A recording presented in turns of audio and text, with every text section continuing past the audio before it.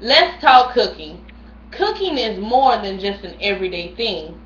It is essential to all persons eating, regardless if you are doing the cooking or going to a restaurant. Do you ever think about whether or not you are using the correct techniques while cooking? Or if food doesn't quite come out as well as you expected, do you ask yourself, what happened? If you do, I have some basic techniques that I feel will help. One day, I remember wanting some green beans as a vegetable for my dinner. I wanted my green beans to have a citrus flavor. So I threw a little salt and a little pepper and then poured some lemon juice.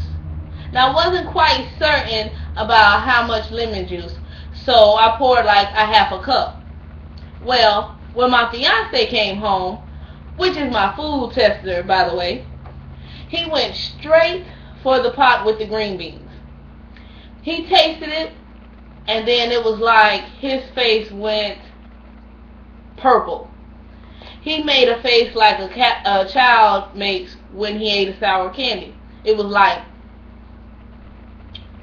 and he asked me, did you leave any lemon juice in the bottle? And I was like, what do you mean? He said, all you needed was a splash. Learning some of the basic techniques of cooking and knowing the how and why to correctly use them will help you create food more efficiently. What are some of the basic techniques of cooking? The first technique is baking.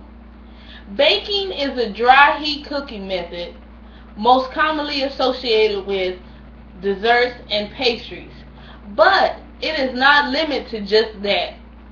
You can bake a pizza. You can bake a meatloaf. The possibilities are endless. All you have to do is use your imagination. The second technique is frying. Now, frying is not just one technique, but a category of technique in itself. Different techniques include sauteing, stir frying, pan frying, and deep frying. The only difference is the amount of fat used. According to Alton Brown, host of Good Eats, frying is a dry heat cooking method, and the hot fat used can conduct heat around the entire surface area of a food at one time. Now that the third technique is steaming. Steaming is a moist heat cooking method. It is one of the most gentlest cooking methods as it does not agitate the food with the bubbling liquid during the process.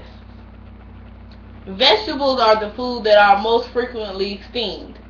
I am a victim of missteaming. Either I oversteam or I understeam. My vegetables come out limp or they come out raw. Now we know that baking, frying, and steaming are some of the basic techniques of cooking.